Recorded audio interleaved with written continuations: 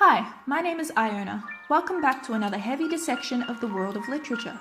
Today we'll be diving into the midst of young adult literature, a recent addition to the library shelves that only began to emerge in the mid to late 20th century. This group of literature was pushed forward to try and navigate the emotions, experiences, and issues within the blurry line of post-childhood and pre-adulthood. Young adult literature is targeted towards a very fuzzy 12 to 18 age bracket that works to bring characters and stories alike that readers can relate to and try to configure their own coming of age and transitions to adulthood. The stories that emerge from the young adult literature world are no more than stories at the surface. Tales of a girl who can shoot arrows, a group of hair product enthusiasts, or a vampire with a heart for his meal. However, beneath the surface there is a lot more. Warm Bodies, a young adult novel published in 2010 by Isaac Marion, is a perfect example of just this, learning to not judge a book by its cover and to instead see the world in the pages and the pages in the world. So, what is Warm Bodies about? Well, Warm Bodies is a post-apocalyptic tale set in the eyes and narrated by none other than a zombie.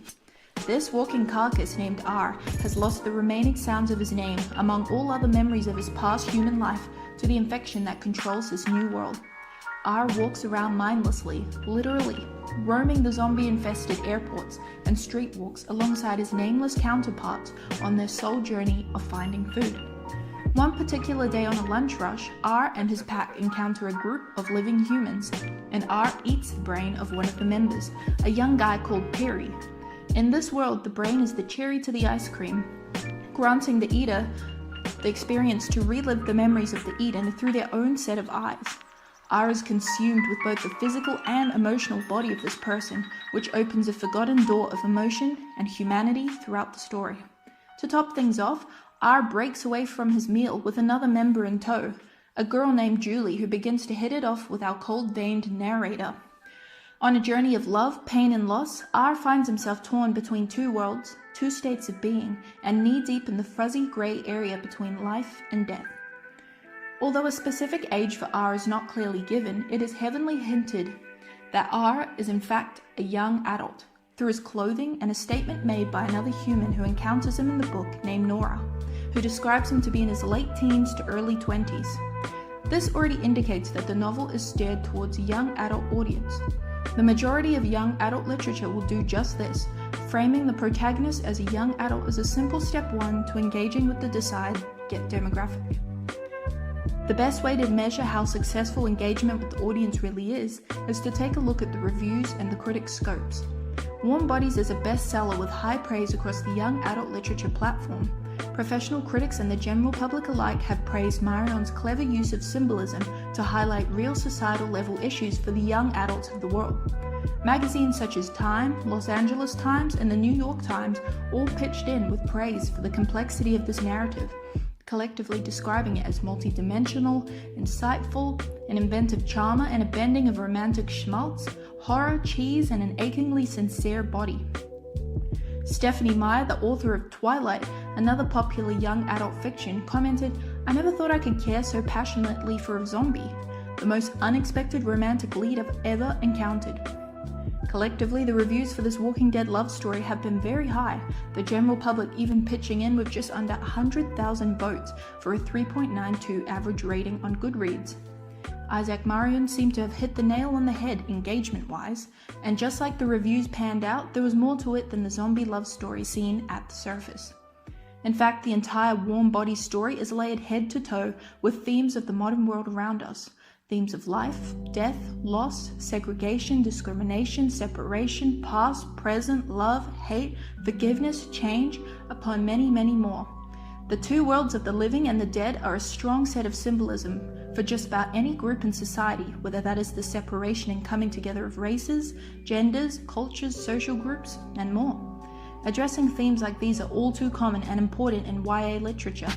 Maria Nicole Giva from Cambridge University fused together her background in neuroscience and literature to draw connections in what young adult authors have been reflecting in their novels for years. She wrote that according to laborious scientific brain research, adolescents were still developing actions such as planning, synthesis of information, decision-making, as well as the ability to take other people's perspectives over strong emotions. Therefore, drawing in themes such as these, as well as attention to self-knowledge and sense of identity, not only keeps the reader more engaged, but helps them relate to the story. Many academic book analyses have dived into the symbolic meanings behind every setting, time, character, and action in the novel to show correlation to more meaning. Shmoop, a digital publishing company stemmed from the work of real academics in literature, described the symbolism and setting, such as the airport where R and his zombie community dwelled in, as thematically appropriate, for being like a holding cell, a purgatory between one part of life and another, which R also addresses near the end of the novel, claiming that to fix a problem that spans the globe, an airport seems like a good place to start. The stadium which Julie, the living world, reside in is a symbol for recreation and community, a place where people come together, a living microcosm of our society. The ironies that are brought from these symbols are uncanny for a group of stagnant and lost people roaming like clockwork around a place that once meant freedom and travel, and another group of the supposed safe and free ones who are restricted to the walls and barriers of a place that once meant living was not just about survival, but about celebration and community.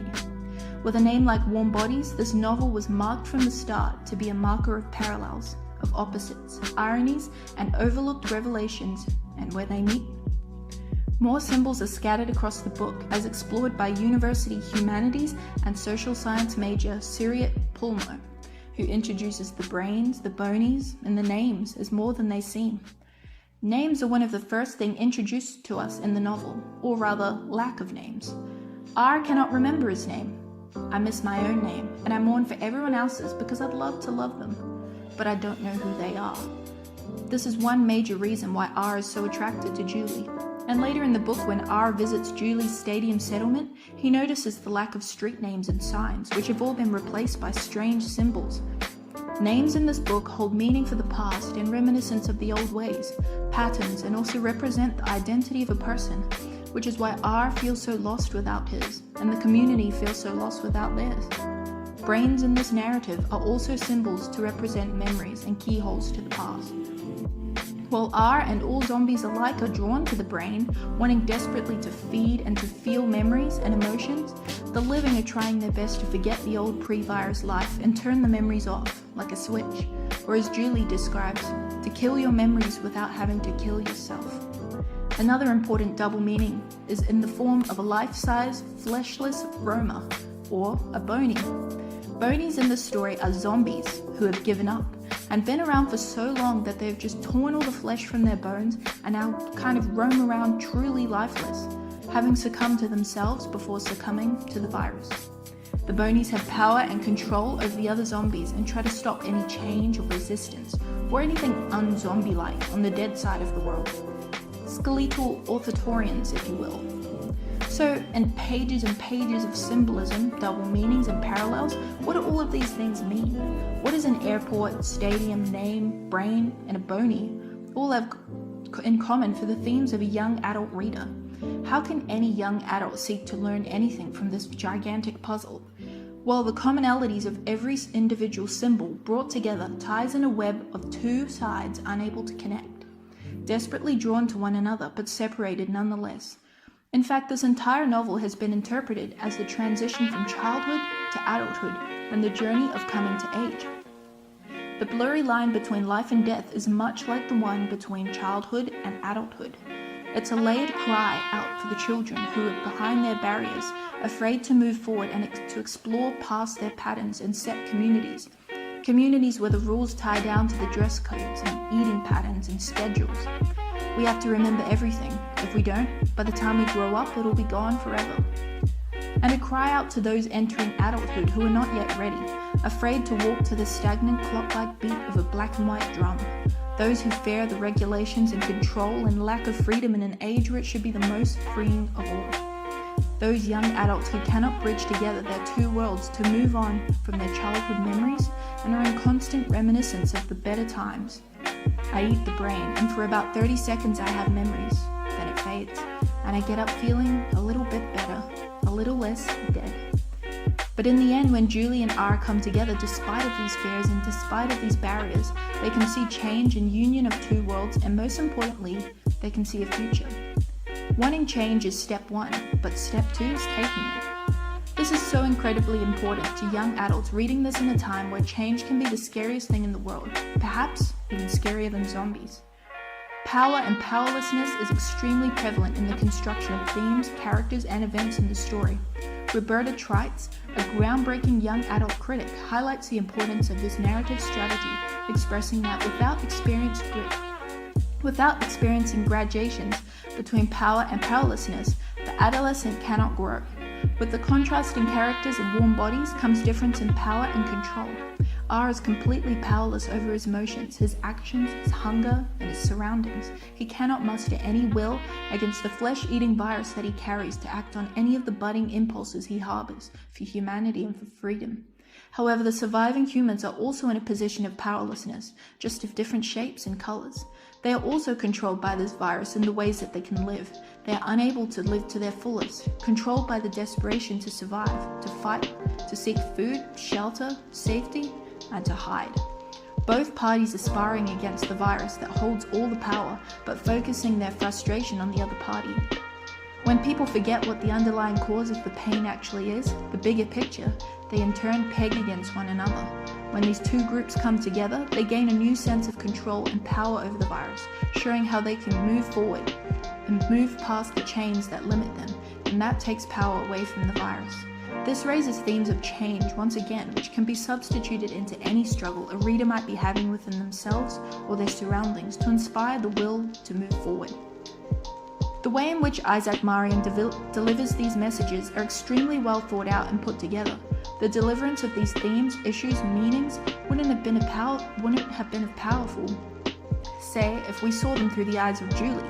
The importance of narration and point of view in Warm Bodies is so strong, warping the perspective of how we see and perceive themes and how we can empathize with the zombie side of the world. It's hard to imagine the bridging of two worlds when you aren't a zombie, and everything we see in the movies tells us to aim for the head and run. By framing us in the dead shoes of R, this transition is made a lot easier and also engaging and different.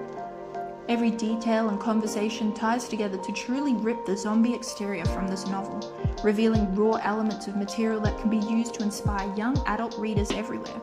Yeah, it's about zombies, it's about love, and about an ended world, but it doesn't stop there, and of course not. Young adult readers should celebrate the world of YA literature and the complexities of reading between the lines. Books like these are paving milestones for all kinds of issues in the YA communities around the world and providing the ammunition to be able to inspire change. Besides, if that doesn't all work, who doesn't enjoy a good zombie book? Thanks for listening today, and I hope you leave this experience feeling warm. Tune in next week for a step into the shoes of Gothic literature.